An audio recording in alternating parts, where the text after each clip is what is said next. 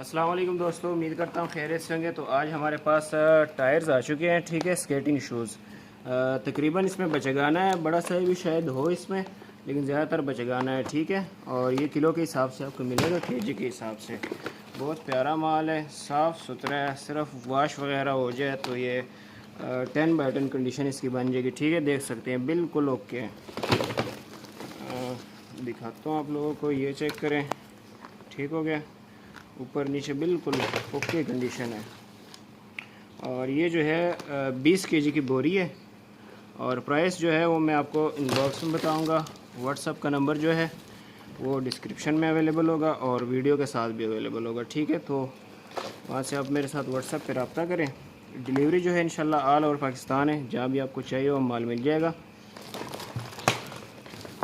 Address जो है हमारा कराची बनारस बड़ी पश्तून मार्केट के सामने मदीना मार्केट 25 नंबर गोदाम है, ठीक है।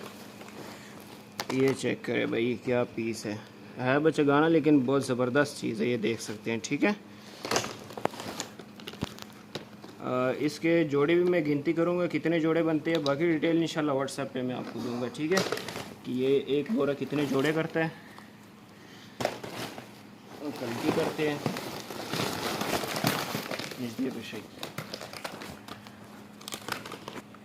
नजदीक का ये देख सकते हैं, ठीक है। बाकी इसकी 10 बोरियाँ टोटल। तो जिस भाई को जितना भी माल चाहिए वो इंशाल्लाह मिल जाएगा। जल्द से जल्द रब्ता करें।